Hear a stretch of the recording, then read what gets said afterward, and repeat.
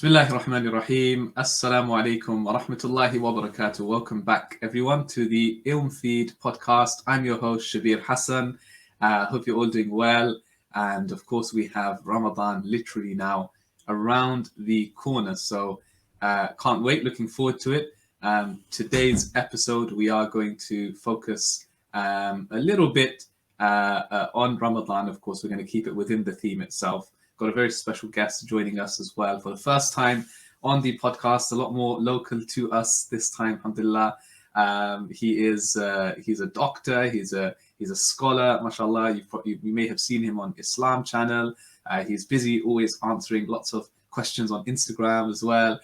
We have with us joining with us for today, alhamdulillah, Shaykh Dr. Saalim Al-Azhari. Assalamu alaikum warahmatullah. Wa alaikum salam wa rahmatullahi wa barakatuh. Jazakallah khair. Very kind of you to invite me on. Pleasure to be here. Alhamdulillah. Thank you so much for joining us, Sheikh. It's a real pleasure to have you on board. And yeah, you know, Ramadan is literally around the corner. How are you feeling? It's almost here, right? Yeah. Just you can kind of feel the Ramadan spirit. Just everyone's talking about, everyone's getting ready in various ways, shapes, forms, whether it be classes are being put out for Ramadan, buying dates. Everyone's generally getting ready. So inshallah, we ask Allah to enable us to see it and make the most of it. I mean, inshallah. Last year's Ramadan, right, was a bit strange for a lot of us. I think it was the first time for a lot of us where we couldn't go to the masjid. It was, spent a lot of time at home to ourselves. How was it for you, like just last Ramadan in general? Did you think it was? Do you think it had a negative impact? Do you think there was some positives that came out of it? Like, what was your general feeling? It's a good question. So I think it works. It worked both ways. There was definitely some positives. For example, last year, as you know, there's a lockdown. There's no tarawih, no masajid, and so on. So you had to develop the khushu' and that concentration yourself. There's no imam you're going to be praying with beautiful recitation, with nice long dua, and everyone's crying. You have to develop that yourself. That's one of the things that really came out of last year, as such, being able to attach yourself, attach your heart to the Quran really individually, rather than having the other normal things that we're used to as such. So from that regard, yes, there was definitely some things that helped that we can work on. Inshallah, take forward to this year. Yeah, inshallah. Before we speak more in detail about like Ramadan, we've got a few interesting things we actually want to speak about today as well. Sure. One thing I wanted to touch on later on was actually kids, because a lot of times we adults have these conversations about Ramadan and then we kind of neglect kids. They're not really in the picture. So I actually really want to speak about that. But before any of that, actually, I'm just personally a bit intrigued, and I wanted to know a bit about just your kind of background, because everybody knows that, mashallah, you're a doctor, but also everybody knows you as Azhari, which for those of you who don't know, it's kind of like a title and attribution, right? Given to where you studied, which was Al-Azhar University in Egypt. That's right. So I actually wanted to ask, because I actually don't know this genuinely, is that which one did you do first? Did you do medicine first and then go to Azhar, or was it the other way around? So I took a bit of an unorthodox route, if you like. So I did medicine first here in London at St George's. So I was there 2002, showing my age, 2002, 2007.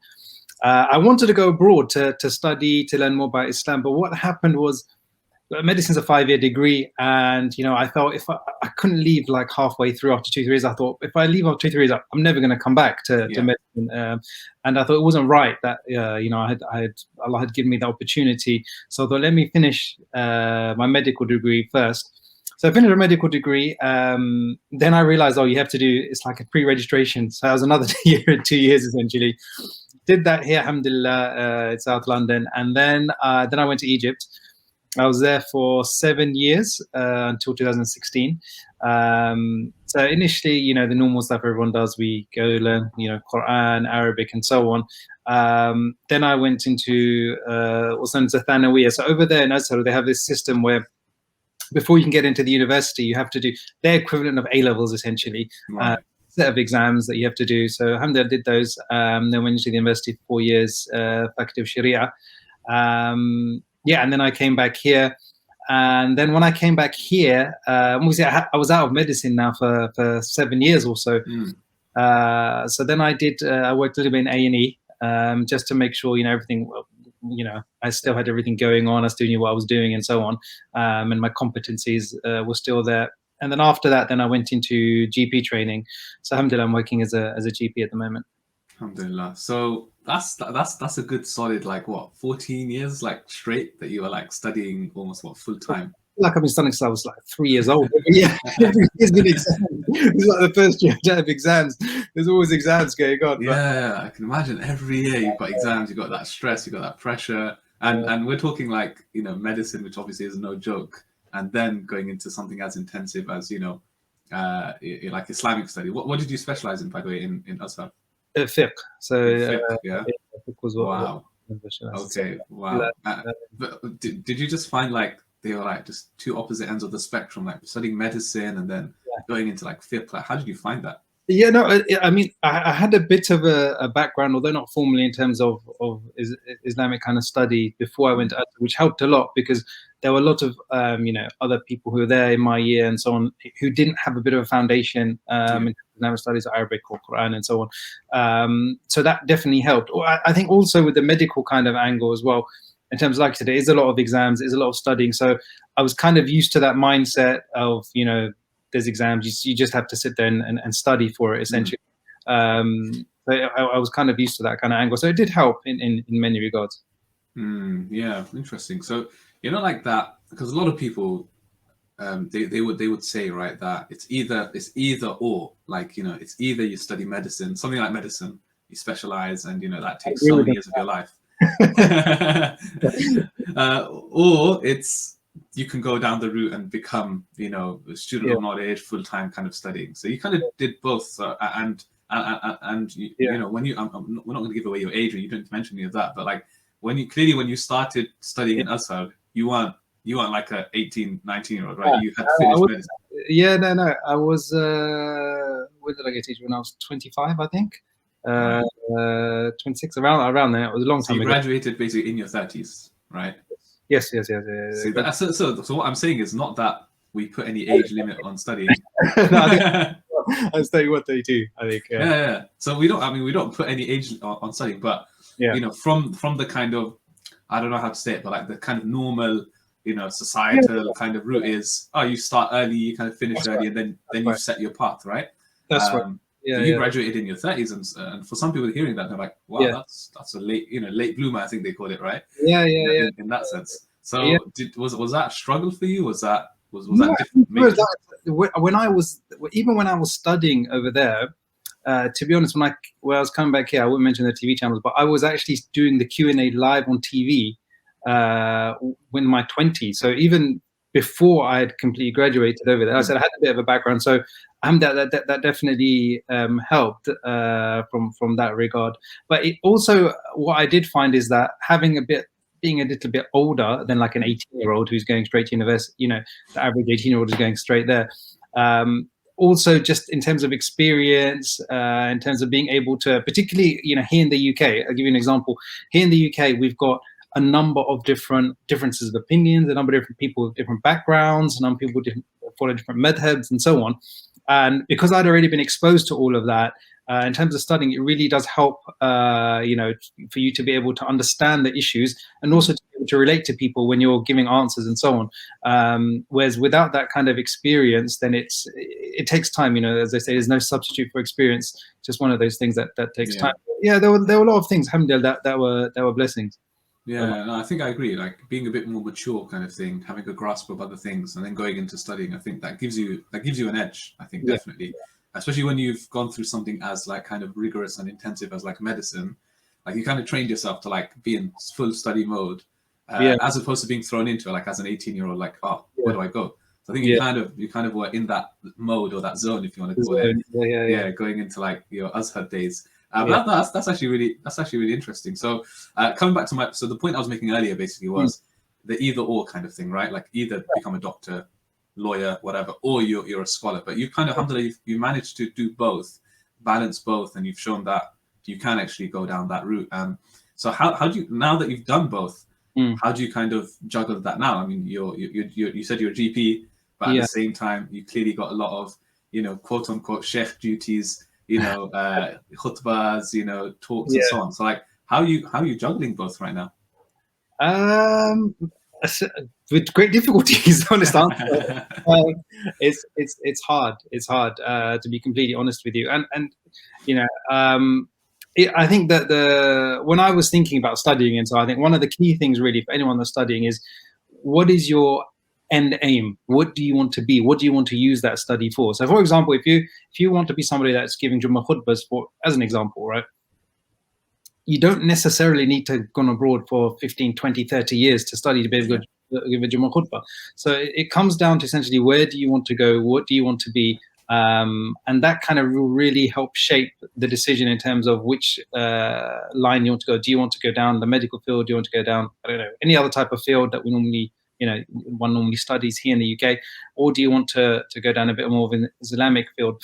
But nowadays, alhamdulillah, there's a lot of institutions that are providing that Islamic education, and also, you know, you can do a 1 year kind of add-on or a little bit extra in terms of helping you build a foundation within the UK and relate to a lot of the kind of subjects that would normally be taught here. So I do think it is important for any you know, for any student of knowledge, for anyone that's studying, who's been abroad, definitely does some study here to be able to relate to people. So, you know, you can understand where they're coming from with the questions they ask, you know, and what type of answers they're looking for. They're not always looking for the Maliki say this, the Hanafi say this, the Hanbali say this, Shafi'i say this. They're just looking for an answer, you know, generally speaking, as to what question they have. So being able to relate to people, I think, is very, very important. And unless you mix with people in your own country, in your own area, in your own land, it's not always easy to be able to give an appropriate answer. Interesting. So is that the kind of things you keep in mind when you're answering questions? Because again, like, for example, if you're answering questions live on TV, you're answering questions on even like Instagram or social media, you know, there's clearly a lot of things you've got to factor in, right? Because you have to be careful as well, like the kind of answer you're giving, the audience, and so on. So like, are these the kind of things you consider before you? Yeah, definitely. So if the person says that, for example, sometimes what will happen is they say, I'm from the Hanafi madhab, what's the answer? What's, you know, are you allowed to, I don't know, for example, I had a question. Eat prawns. Eat prawns is a good one. Yeah, eat prawns is a good one. Crabs, another one. Yeah. For example, I had one today in terms of alcohol in perfume. You know, when you spray the perfumes, is that allowed? Is that allowed? I'm from the Hanafi madhab. That was the questioner's kind of you know, phrase. So sometimes you get that, and then I'll answer according to the Hanafi madhab. Sometimes somebody will say Hanbali madhab, whatever it may be. So if they have a specific viewpoint that they want to answer for, and if I happen to know it, then inshallah I will try and answer according to that. Otherwise, sometimes I will say the majority view, or the overwhelming majority view of scholars is this, or sometimes I would say there are two views. This is view X, this is view Y. So it depends on the question and on the questioner as well. Interesting. Yeah, interesting stuff.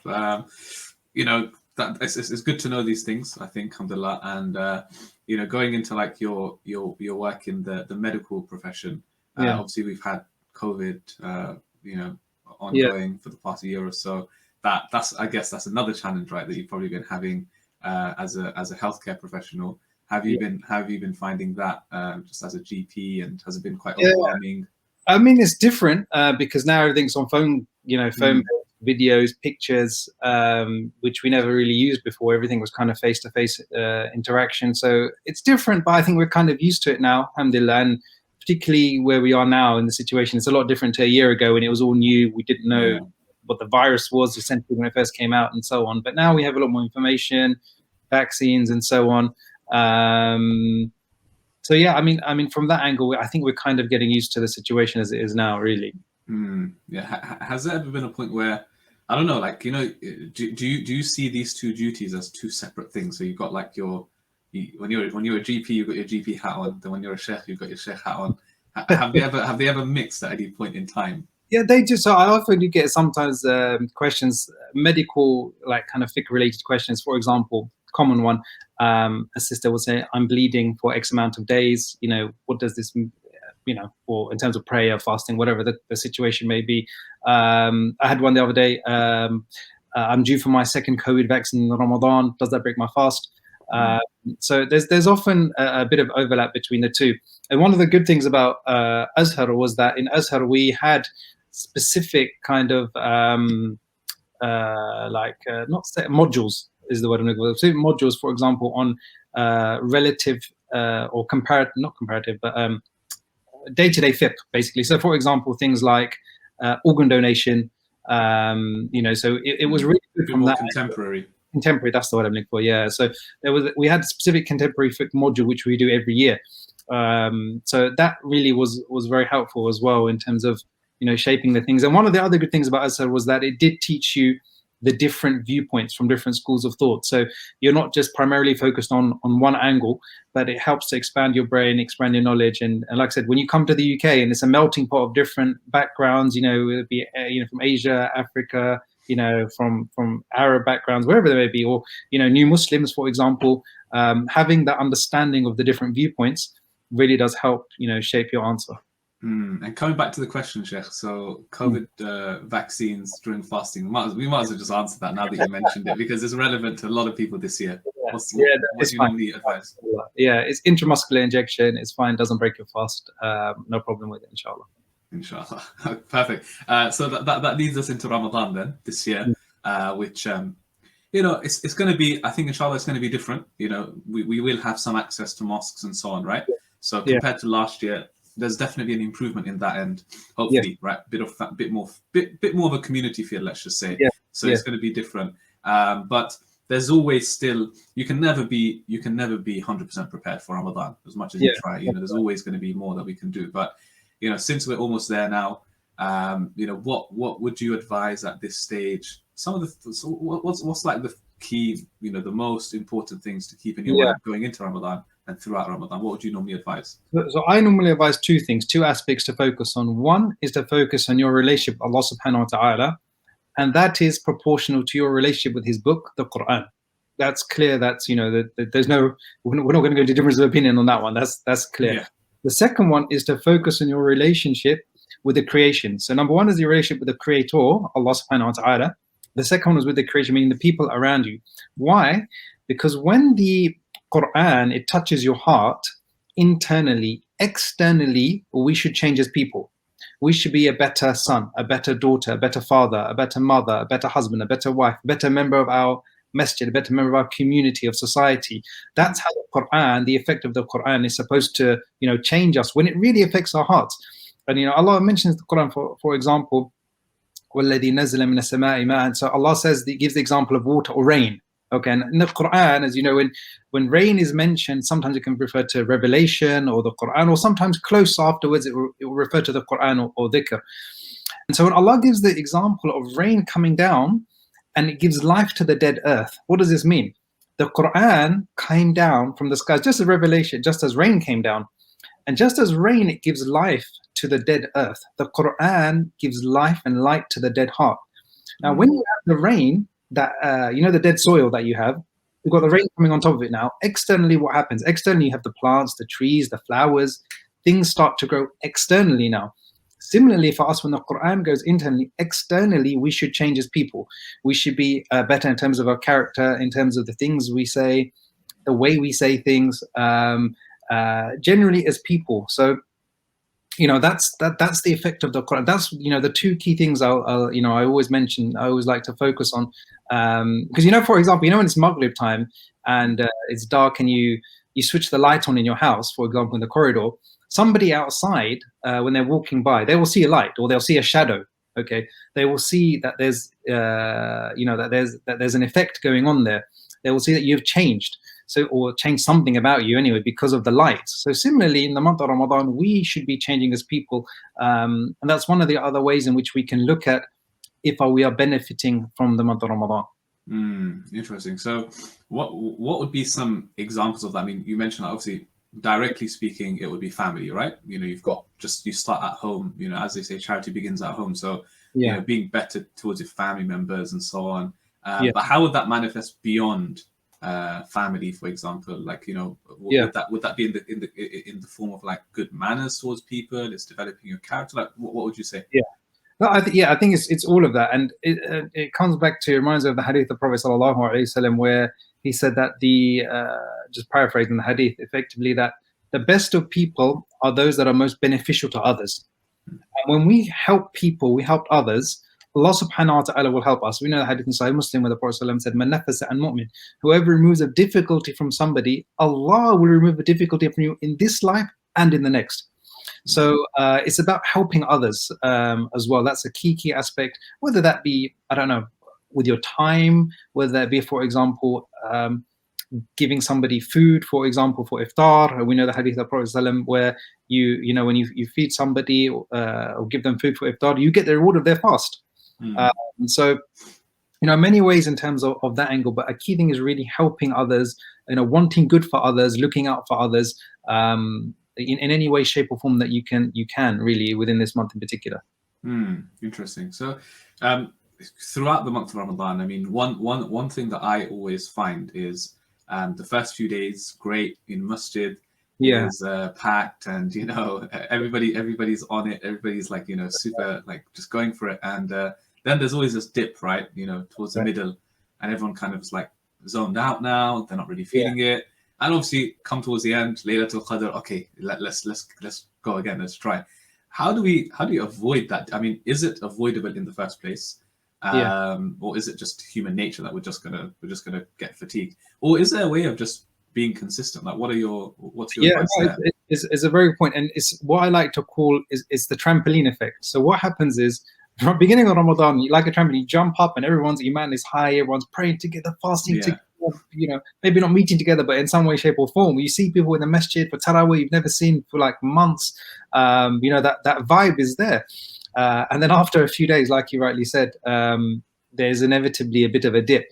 And that's kind of inevitable in some way, shape, or form, to all of us to some degree anyway.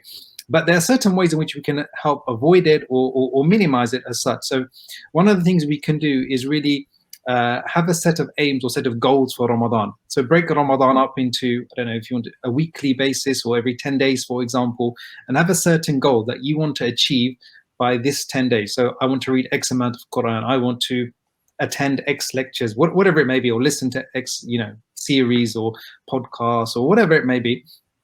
Once you have that goal in mind, then you know that at the end of Ramadan, you have achieved something. Your iman, inshallah, will be a lot higher than what it was before Ramadan. And that's, you know, the key thing. Whatever we are like now, we should not be the same during Ramadan, and we should not be the same outside and after Ramadan, you know, inshallah, in 2 months' time. That's a key aspect. So having set goals, having set aims, you know, throughout the month, I think this is a really key thing. And inshallah will help us to be able to avoid that trampoline kind of, you know, effect. I mean, when I was in Egypt initially, Egypt and Ramadan's a bit different as well. So I didn't actually, I love Egypt, mashallah, alhamdulillah, but I didn't like Ramadan over there. I preferred it here in the UK. Really? Yeah, I preferred it here in the UK and it was funny because I was over there throughout the year. I would come back for Ramadan here, and people from here were going to Egypt to listen to the. No, that's what I'm thinking. Like, surely it's the opposite. What was it then? It's just the vibe is different over here. Really? Here in the UK, mashallah, when, you know, obviously pre-COVID we're talking about, but you know, when the masjid is packed and, you know, you see your friends, you see your family, and, you know, everyone, you know, you're meeting for iftar and so on, and that you don't really have when you're kind of out there studying in Egypt. You know, a few people here and then, there are some families and so on, but it's not the same. And here, alhamdulillah, you know, we've got really good, you know, reciters, alhamdulillah, you know, in most of the masajid now. So if not all the masajid. So, you know, I really did prefer Ramadan, to be honest, over here. Although, like I said, I have, you know, love for Egypt, mashallah. I was there for the 3 presidents, for Mubarak, during the time Mubarak, during the time Morsi, Sisi. So a lot, alhamdulillah. But yeah, Ramadan is something else. Wow, interesting. Yeah, I know what you mean, but I think you're right as well. I think for those of us in the UK anyway, I don't know everybody listening is from the UK, but I think, alhamdulillah, we are blessed, depending on which community you're from. Like, you know, we do have, like you said, we have actually some great reciters, we have a good community vibe, and so on. I think sometimes we can take that for granted, where, like you said, a lot of us, we want to go abroad to hear those recitations, but actually sometimes you don't need to go far to find to find some excellent reciters here as well and get that vibe. So that's interesting stuff. But yeah, coming back to the point of that dip in the middle. Yeah. You know, I think you're right. I mean, of course, from a very kind of like natural human point of view, it is of course inevitable that you might kind of feel like a dip, right?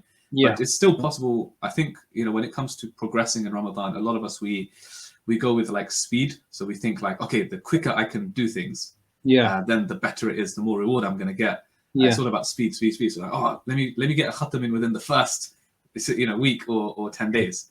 But I mean, would you agree with that? Would you say no, it's better to just be consistent and small amounts? I mean, we know the hadith of Prophet ﷺ said that the best deed is the most consistent, even if it is small. In Ramadan, though, we do want to push ourselves. So I definitely say push yourself in Ramadan. Do as much as you can. Al-Zuhri, for example, said that one tasbih in Ramadan is equivalent to 1,000 outside the Ramadan. So you know, the reward of Ramadan is something else. I was thinking about yesterday. We're talking about kids. When I was speaking to my daughter, and I said we're talking about Ayatul Kursi. So Ayatul Kursi just approximately has 190 letters, which means that you recite Ayatul Kursi once, every letter, as we know from Sahih Muslim, you get 10 good deeds. 1,900 good deeds just by reciting Ayatul Kursi. We know the Prophet ﷺ said in An-Nasa'i that whoever recites Ayatul Kursi after every prayer, meaning 5 times a day, there will be nothing between that person and Jannah except death, meaning you will be from the people of Jannah, right? So imagine you recite Ayatul Kursi after every single prayer, 5 times a day. That's nearly 10,000 good deeds, okay, outside the Ramadan. Imagine inside the Ramadan, how many good deeds that is. That's just mind-blowing, right? So, you know, focusing on maybe having these certain types of goals. Maybe you're not used to reciting Ayatul Kursi after every prayer, but now you think, okay, you know, let's try and make this an aim, a habit, or you know, I want to recite whatever it may be, 1 page a day. You know, it doesn't have to be big, but the key thing is having something. And you know, as the saying goes, if you don't prepare, then you're preparing to fail, essentially. So, you know, starting now, really just have a set goal, even if it's simple, it doesn't matter, but just have something. And, you know, even if you don't achieve that goal, by the mercy and the rahmah of Allah, we still get rewarded for our intention. So, of Islam, you know, having the, you know, reward for the intention as well as the act in and of itself. Yeah, subhanAllah. I think it sounds like a lot more kind of measurable, smaller targets, isn't it? Like Ayatul Kursi after every prayer. It sounds like something that everybody can kind of do instead of aiming for whatever it may be. Just following the crowd kind of thing. Like everybody's in the khatam, so I need to, you know, inshallah, we should definitely push, but doing it within a certain time frame, I think, you know, keeping it consistent to avoid that dip. What will happen is sometimes you will just start like a train, and then you will just, the train will go off the rails on the so you want to avoid that, really. But at the same time, don't start too lax. If you have capability of doing more, then push yourself. Okay, definitely. You know, it's Ramadan. It's a limited time. Many people who were here last Ramadan are not here this Ramadan, as you well know from, you know, COVID and various other situations. So Allah has blessed us with this. We ask Allah to enable us to see this Ramadan. So do try and make the most of it. And have set targets, like I said, whether it's every week, whether it's every 10 days, and then at the end of the month, you know, okay, alhamdulillah, I would have achieved this, inshallah. Yeah, inshallah. Coming to actually, I'm actually going to bring I'm going to bring both your hats now, your sheikh hat and your, you know, medical background, right, together. I'm just, you know, interested to know, like, what tips you may have, generally speaking, on, so we're talking about fatigue, for example, you know, that is kind of, I would say, is kind of linked to also taking care of your health as well. Because you know, throughout, if you're just like, you know, you're just not sleeping, for example, you know, you're not giving your body its right, or you're not eating properly, that's gonna affect you, and then it's gonna affect you spiritually as well, right? Most definitely. So I had a question on Instagram, you know, the photograph on Instagram. One of the photographers was, what's the best way to lose weight in Ramadan? I'm like, that's, I feel like you want to lose weight. That's not Ramadan. Okay. So yeah, I mean, definitely, you know, standing up, praying Taraweeh, if somebody's not used to it, for example, lengthy prayer, and you've just eaten a big meal, inevitably that's going to have a knock-on effect on your khushu and your concentration. And we know that the reward of our salah, the specific reward, is proportional to our khushu. So definitely in terms of physical health, fasting, and we have to be realistic. It's not, fasting is not easy necessarily. Fasting, long hours. Nobody can say, okay, it's just a walk in the park. But for 30 days consistently, to be in day out, to be fasting, and day in day out at nighttime to be praying, getting up early again, going to bed late again, and so on. It's not a simple task. So having your body prepared for that will definitely impact on you spiritually as well. The food that you eat, for example, will definitely impact on you as well. So there are a number of things that need to be taken into account. Why did the Prophet, for example, break his fast with dates? Is it because that they were high energy, so it gives you that boost straight away, or was it because that was the only thing that was there available? Well, there were many things that he could have eaten, sallallahu alaihi wasallam, at that point in time. So yeah, definitely looking at what you're going to eat, the size of the portions that you're going to eat as well, will have an effect on you spiritually as well. Yeah, those are important points to touch on, because I think we're all guilty of that from time to time. Yeah. We're trying to do, how you do qada for missing prayers. I think sometimes we do qada for missing food all day. We're like, right, that's it. I'm gonna just shove everything down that's on the table. Yeah. But I mean, fair enough, you want to do that, but it's not really good for your health. And like we said, immediately after that, you wanna push yourself that night to do more. Right. You're out of it. Right. Yeah, we know that the hadith of Prophet ﷺ, that the best path is the middle path. So not going to either kind of extreme as such. And obviously the other famous hadith about the Prophet ﷺ, where he said that when we eat, we should fill a third of our stomach. So various different narrations that mention in terms of how we should be. Definitely. So coming back, I did say I wanted to speak about, because these are things that, to be honest, we do speak about quite often. Yeah. And alhamdulillah, a lot of us know these things. Maybe we're not always implementing, but we know. But there's one area, or there's one demographic age group, right, that we don't necessarily speak about a lot. And I think that's the kids, the children. Us adults, we're always talking about what we can do in Ramadan, and we know we can go to the mosque and so on, right? We can fast and so on. Kids maybe can't fast the full day. It might be too long. They might not be able to go to the masjid. It's too late at night.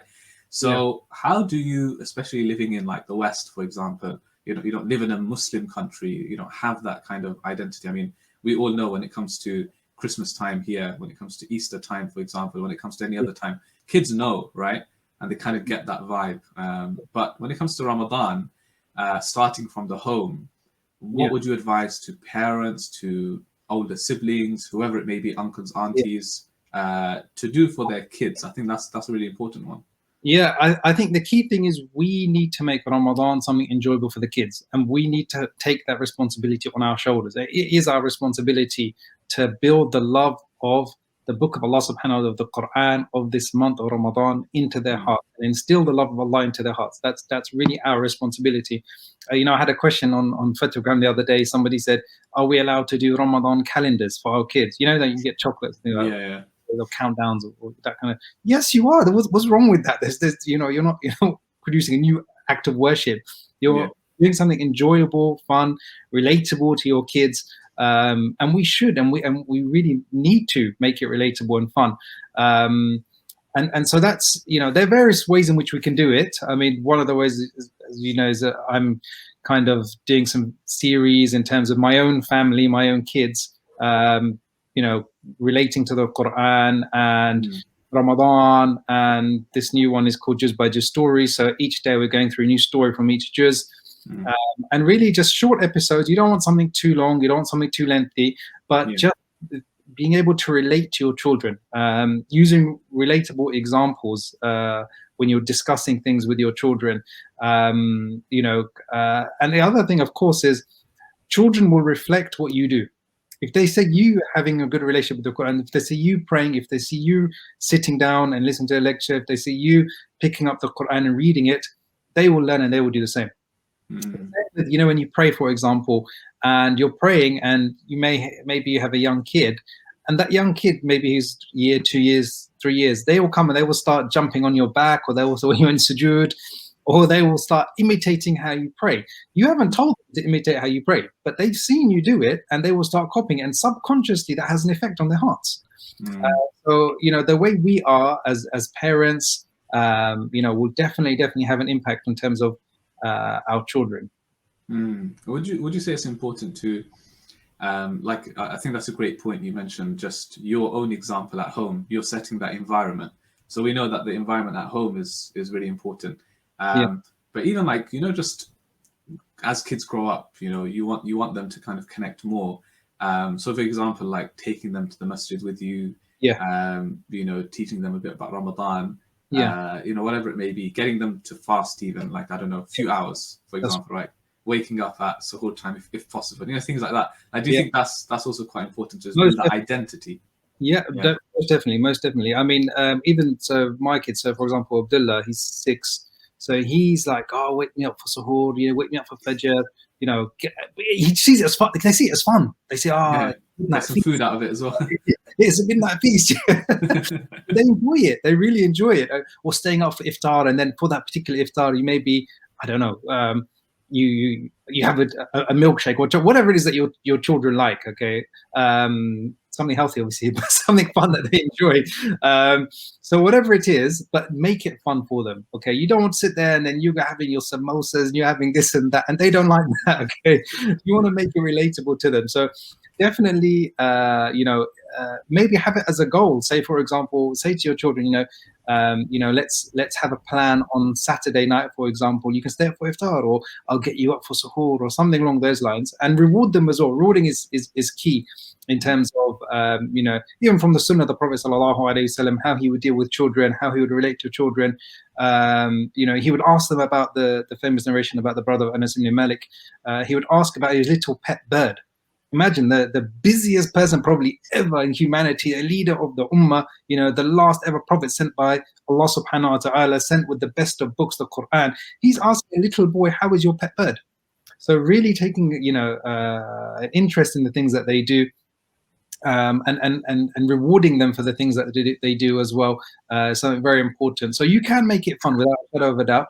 It's just about looking for those ways, and it will, you know, vary from you know, kid to kid as well in terms of what they like. But we can and we must, you know, make it relatable and fun and enjoyable. Taking them to the masjid is another one you mentioned. So I'll give you one example for myself. So when I, not now because of children aren't allowed in the masjid in the UK, but prior to that, so sometimes when I would take Abdullah, I would tell him, look, whenever we go into the masjid, you know, you have that money box there, for example. So I say, put something in the money box. So even if it, you know, I don't have it, like, you know, a few pennies, whatever it may be, okay, and that will really build that habit into them as well. So now, for example, he can't go to the masjid because of COVID, but he's like, oh, you're taking him for the masjid. He's reminding me to take so for the masjid now. So, you know, having those small things, taking the kids to the masjid when you can, of course, when it's appropriate, you know, when the kids are at an appropriate age as well.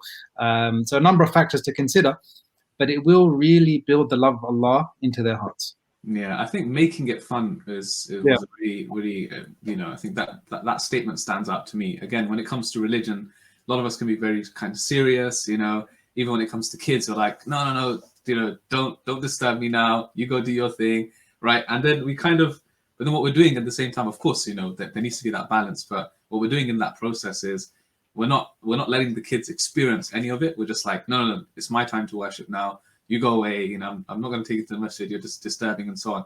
But I think making them feel a part of it as well, you know, making Islam seem a bit more, which it is, you know, a lot more kind of practical, you know, approachable kind of manner, where, you know, it may be the case where some of us, when we start to kind of practice our religion a bit more, we think, okay, that's it, no more fun. Fun's out the window now. Yes, it's time to just get serious. And when you've got kids looking at you doing that, they think, what they do is they attribute religion to like the serious stuff, and everything else. Okay, let me just cause some trouble. Do you think that is a problem as well? Yeah, I mean, a lot of the time that happened, and to be completely honest with you, that happened to me as well.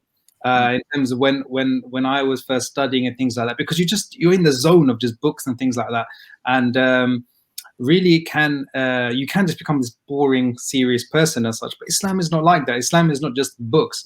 It's about, and that's why I was mentioning at the beginning, the importance of being able to relate to people, and being open and conversing and meeting people and so on in various environments, because you're able to then relate to them. And Islam is not just theory. Islam is a practical way of life in terms of how we live, how we eat, how we drink, how we speak, how we talk, how we dress, everything essentially. So definitely, yeah, it's a really, really important point, a really key point in terms of how we are and how we interact with our children, not making it boring as such. It shouldn't be boring. I think we all had that growing up, that kind of struggle. Like we did subconsciously attribute religion to, it's just strict, it's just like a set of laws, set of rules. That's right. To follow Islam basically. And I think another one is, like, I always advise people, like, when you have kids and you say to them, don't mess about because Allah is going to punish you, right? And like, you're kind of instilling this fear in their heart, like Allah is like out there to like get me when I do something. You know what I mean? Like, I know we don't mean anything like malicious by it, but the kid understands that to mean something really bad. Yeah, that's going to happen to me, and it's just bad religion. Yeah, so that's a good point. So that, in a way, in isolation, as you mentioned, if is and which is often the case, then it can be potentially, I wouldn't say detrimental, but it can have a certain impact. Put it that way. But if you balance it out and say, Allah Subhanahu wa Taala, He loves it when you give in charity, for example, or when you help somebody else, or when you give somebody else their date to break their fast, or Allah says that He loves that Allah loves those people who turn back to Him, make dua.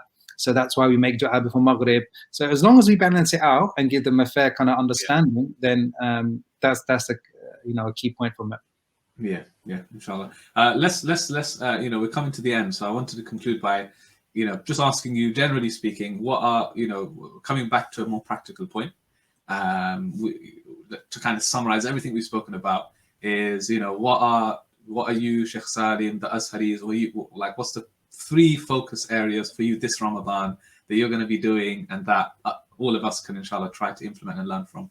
3. Yeah. Ahead. I mean, 3 for the Azharis, as we mentioned. So the Azharis, we've got the juz by juz stories, and that is really for children, for families that can sit and learn together. I said 1 story every day. As for example, the first story is about Allah and the angels. Second one, for example, is about Musa and Fir'aun. So that's coming out. Watch that, by the way. That's on YouTube. So that'll be on YouTube. So if you just YouTube the Azharis, and then there's a fun kind of workbook we developed that children can then do afterwards. So again, trying to make it fun and engaging, as we said. So for example, there's coloring, tracing, code breakers, word searches, that type of thing, just to help consolidate their knowledge. So that's one angle I particularly found was helpful in terms of attaching the children's hearts to the Quran, because otherwise they're just reading this book, they don't understand Arabic, they don't understand what they're reading, they don't know why they're reading it, they don't know, it's again, it doesn't really help instill the love of Allah into them. So that's why we try to do something relatable with kids, with using my own kids really, in terms of what my life is like. So that's one. Number 2 is, so I'm doing a daily Tafsir Surah Yusuf, inshallah. Again, that's on YouTube. So if you just YouTube my name. So that's why I was waiting for your book to come out. Would have been useful. Would have made my life a lot easier. But yeah, so last year we did Surah Al-Kahf, actually. It was really good. So we did it 20 minutes every day. Also, so going through Tafsir and Tadabbur of Surah Al-Kahf. And it's interactive, we have questions and so on, there's open Q&A, so that's every day, inshallah. So those are kind of the 2 main things really I would say for this particular Ramadan. Inshallah, sounds good. Yeah, looking forward to, especially to the series for kids. That's definitely something I'm going to get my nephews and nieces to watch, the Juz by Juz, inshallah. Looking forward to watching that on YouTube. And I think it's great that you are, the work, a lot of the work that you're doing, mashallah, is based around kids. I think we need a lot more content for the kids to keep them engaged. We know how much content is really out there for kids, not non-Islamic content. We know how much of that is out there. That's right. And I think a lot of us, what we do from time to time, we complain like, kids are spending too much time doing this, that, right? We complain, but we're not actually doing anything about it. There's no alternative.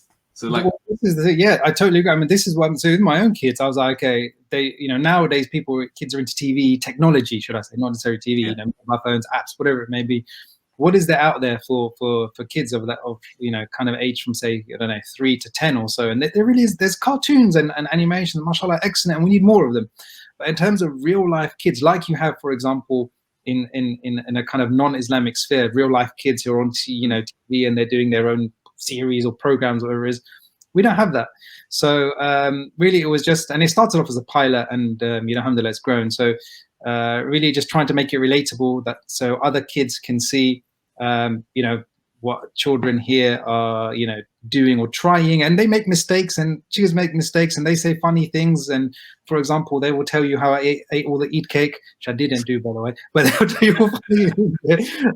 So it's quite funny and enjoyable for families to watch as well, inshallah. Yeah, kids, mashallah, kids are so innocent as well. The kind of questions they ask is just hilarious. Like I remember my nephew actually, he asked like, does Allah eat cookies?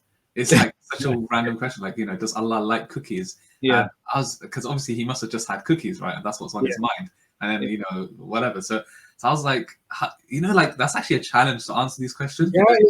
Try to do it in a respectful way. That's right. You can't just fob them off and be like, astaghfirullah, don't ask these questions. How dare you?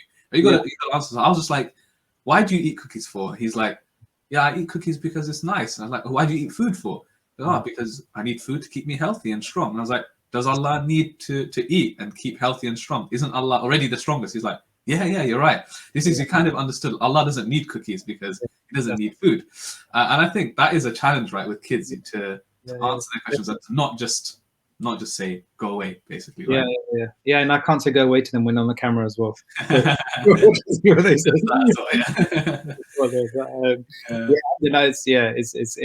It's good fun filming, and it's good fun, alhamdulillah. I think all other viewers would like it.